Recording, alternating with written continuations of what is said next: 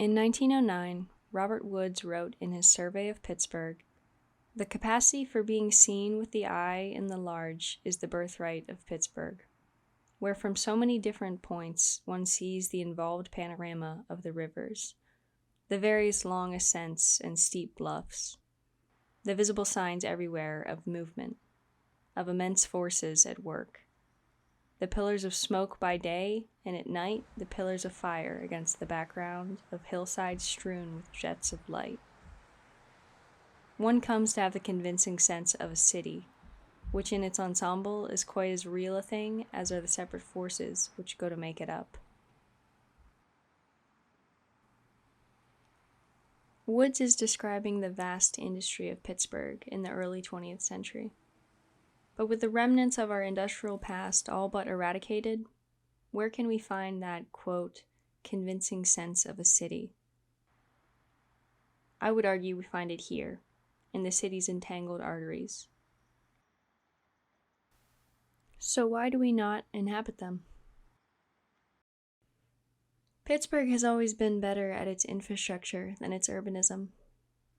Pittsburgh's renaissance was not one of modern architecture. Rather, it was a renaissance of environmental improvements and modernization of the city's infrastructure. The freeways we drive today were conceived during the Renaissance by Robert Moses and his arterial plan for the city's post-industrial rebirth. In its construction, it would alter the natural landscape in the existing urban fabric in a way that only such overwhelming function could justify. Architecture could never get away with such intervention. And as a result, when we stand in the space of this heroic infrastructure, it feels architectural. Yet there's a palpable tension between neighborhood, landscape, industry, and infrastructure. No better example than the site of the Birmingham Bridge. Where this bridge meets the northern banks of the Monongahela, it connects to an impossibly layered intersection of arteries. The history of the site reveals slashes cut into the neighborhood by the roads constructed largely to disperse residents into the Pittsburgh suburbs. A retreat by the neighborhood from the river until its banks were inaccessible. Furthermore, we find layers of infrastructure rendered useless by its successors, existing within a strange juxtaposition before disappearing altogether. And so we are left with a hyper-closeness and a hyper-division. Pittsburghers have a gap phobia. They are frightened of inhabiting the spaces made by the infrastructure. We fail to see that our landscape is now an integrated hybrid of the natural and man-made. So how do we teach Pittsburgh to inhabit its infrastructural landscape?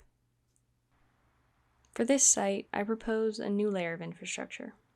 One that rewrites a history of demolition and negation by weaving itself within the existing infrastructural landscape. One that collapses the temporal dimension, formalizing the image of previous histories while projecting a future in which multiple moments in time can coexist. One that proposes a new type of architecture at the intersection of overwhelming functionality and site specificity.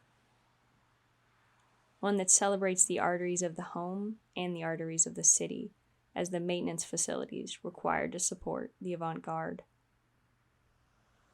One that revolutionizes the role of architect and citizen in the construction of the city.